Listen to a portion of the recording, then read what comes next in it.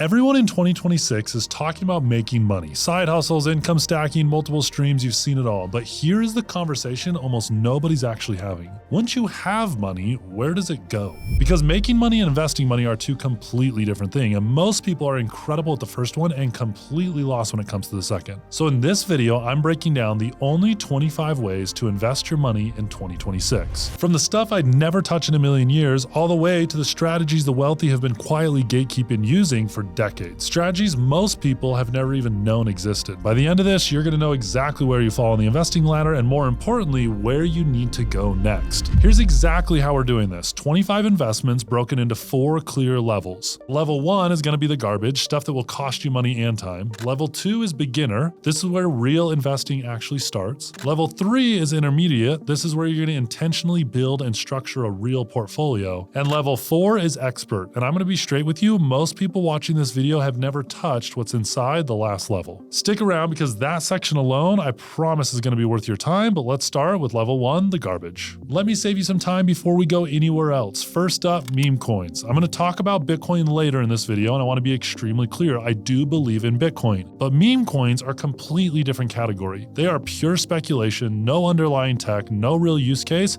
and no institutional adoption. I've seen people wipe out their entire savings chasing a joke currency. Hard pass on that one. Next up, day trading. Now, I know what it looks like on social media. The guy with 4 monitors and a Lambo says he can make $5,000 before noon, but the data on this is overwhelming and extremely consistent. The vast majority of retail day traders lose money over a 12-month period. The ones who survive and are real will tell you it took years of losses before they finally figured out. Your money deserves a better vehicle than day trading. Next on the garbage list, timing the market and chasing hype. This is the pattern of jumping into whatever asset is trending on Reddit thread or going viral overnight. The people posting in those chats have already got their position. They need you to buy so they can sell. By the time something hits your timeline as a hot opportunity, you are already late every single time. I hate I even have to mention this one, but prediction markets. Putting money on election outcomes, sports results, or macro events is gambling with better branding. Don't fall for these online casinos. And number 5, I know I'm going to get crucified from the comments for this one, but whole life insurance sold as an investment vehicle. Protection is real, and term life insurance is a powerful tool. But when a product requires a licensed salesperson, a commission structure, and a 100-page illustration to explain why it's the right move for you,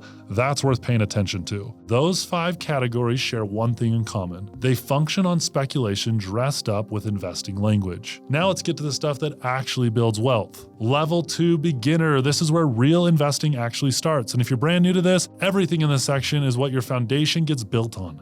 First up, the brokerage account. This is the first account most people open, and I want to put this at the very top because it's where most of your stock market capital is going to live over your lifetime. This is where you can buy stocks, index funds, ETFs, everything that trades publicly on the exchanges you own in your brokerage account. I would use Fidelity, Charles Schwab, Vanguard, SoFi. Pick one, open it, really doesn't matter. The brokerage account is going to be your home base. It's going to give you extreme flexibility, really good liquidity, and is eventually going to become the pool you pull from to access advanced investing that we're going to talk about later on. Once you have your brokerage account open, the first thing that you should be buying inside of it are broad-based ETFs. I personally love VOO, VTI, or just a basic S&P 500 fund. When I talk about starting here, a lot of people feel like I'm being too simple, and I'm fine with that. These funds have averaged a 10% annual return over the last 100 years. You buy them, you hold them, and you let compound interest handle all the heavy lifting. This also leads me to the next one, dollar cost averaging. The system you use to invest matters as much as what you invest in. Dollar cost averaging means you put in a fixed amount of money every single time on a set schedule, every week, every payday, every month, regardless of what the market is actually doing. It removes the emotional decision of when you need to get in and when you need to get out. You set it, it runs automatically, and you build wealth in the background without obsessing over charts. Then we have automatic investing. Layer this on top of dollar cost averaging and everything else gets more powerful. You set up automatic transfers from your checking account to your brokerage account the same day you get paid. Paying yourself first is the concept behind this, and it's one of the simplest behavioral shifts that separates people who build real wealth and people who feel like they're always almost there. Then we have cash reserves and high-yield savings accounts. Before you go too deep into investing, you need to make sure that you have 2 to 6 months of your actual monthly expenses sitting in a high-yield savings account. When market drops, and they will, having this cash reserve is what keeps you from panic selling. It's what lets you stay in the game long enough for that game to actually reward you. Now I'm going to bring up some of the staples. The retirement account. accounts, your 401k, your Roth IRA, your traditional IRA. These are all containers that wrap tax advantages around your investments. If your employer has a 401k match, you contribute enough to capture the full match. That's an immediate return on your money the day you put it in. For your IRA, if your income qualifies, a Roth grows completely tax-free and comes out tax-free on retirement. Get these accounts open and fund them consistently, but don't forget to invest inside these buckets. A lot of people open up IRAs and think they did it. It's open, it's done, but that account is simply a bucket. You must now go fund that bucket and deploy those funds into real assets, everything that we talked up above. Lastly, we have simple portfolio building, which is basically just taking everything that we just talked about all together. A funded brokerage account, a couple ETFs on automatic purchase, a funded Roth IRA, and cash reserves in a high-yield savings account already in place. Just having this basic structure built out and running puts you ahead of the vast majority of American households. Now let's move on to level 3, intermediate. This is where things are going to start to change. You've got a foundation locked in, we've already talked about. Now you're actually building a real portfolio. First, let's hit on growth ETFs. We have ETFs like QQQ and VUG, which are more heavily weighted towards technology and high growth sectors. They're more volatile than the broad market, but over the long time horizons, historically, they've posted better returns as well. If you have decades before you actually need this money, allocating a meaningful portion to high growth ETFs could make a lot of sense for you. What you're doing is you're tilting your portfolio towards companies that are actually moving the economy forward. Next is dividend ETFs. SCHD is one of my personal favorites here. This is income investing. You hold a fund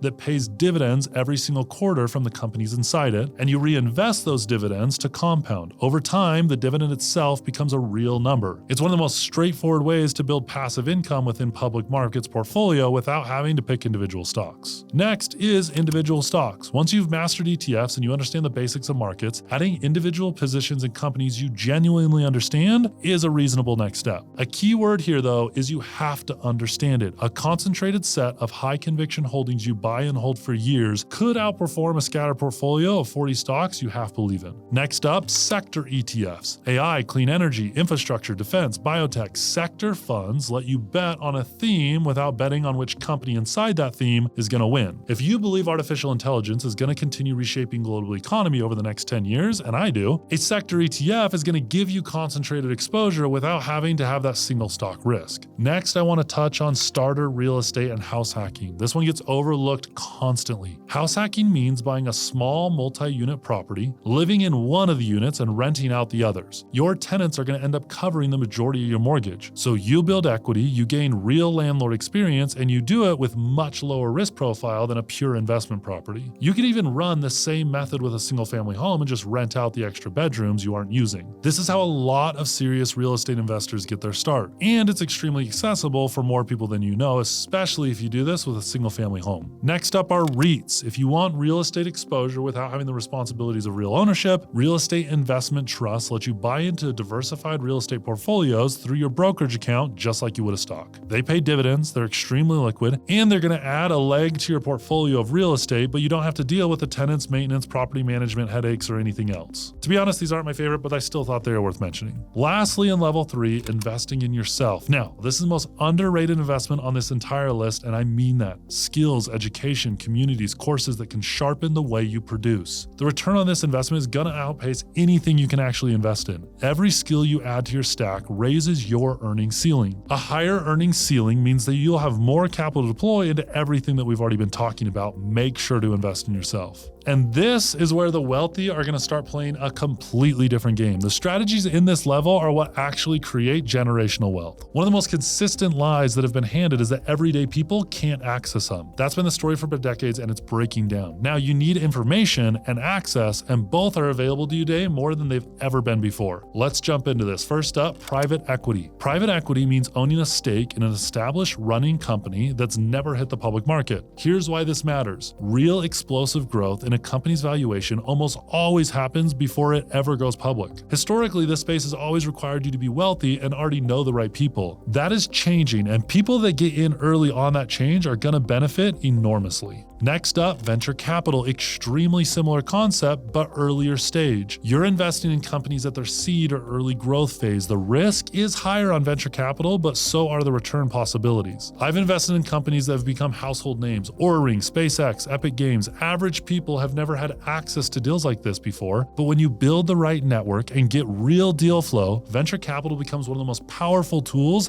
in any investor's portfolio. Diversification is extremely important here. You want exposure across multiple deals so that the law of averages can work in your favor because these are so unpredictable. Next up, large-scale real estate. I'm talking apartment complexes, commercial buildings, multifamily syndications. This operates on a completely different model than the residential market operates. A 200-unit apartment complex gets valued like a business based on the income it produces. That means you can force appreciate by raising rents or market rates or improving the operations or reducing unnecessary costs. Unlike a single-family home, the market going up is only just a bonus, it is not a requirement. Syndications let everyday investors participate in these deals by pooling capital together with a bunch of other investors and then appointing one person to actually manage the deal and do all the operational heavy lifting. I own over 1,000 doors acquired alongside people I've connected with here on social media, and this is completely real and completely accessible to every single one of you. And another bonus, since you actually own the physical real estate, unlike a REIT, with syndications, you do get the tax benefits of investing in real estate as well, which leads me on to my next one here, tax advantage investing. This is the lever that almost no one talks about openly and the wealthy are using constantly. Heavy equipment leasing, cost segregations on real estate, oil and gas investments, structured charitable giving. These are the investments that can give you a real return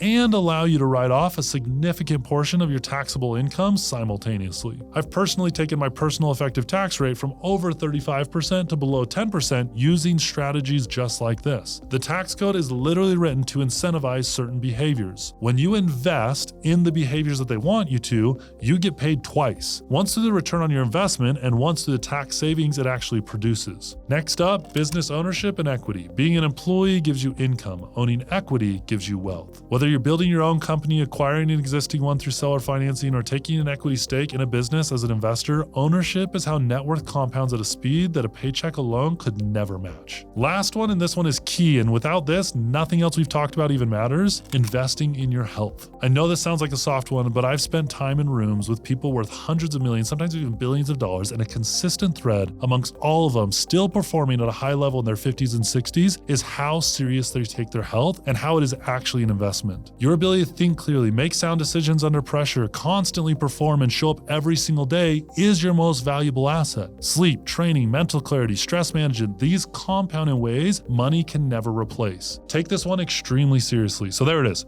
25 ways to invest your money in 2026 mapped out across 4 different levels. The goal is to nail your foundation, to get all your accounts up and running on autopilot, and start educating yourself on the levels above you. Because the gap between where most people are and where experts play has almost nothing to do with talent or luck. It's information and access. Drop a comment, tell me which level you're currently at. I genuinely read every single one. If you got something out of this, hit that button and subscribe if you haven't already. I release this type of breakdown almost every single week, and I'll see you on the next one.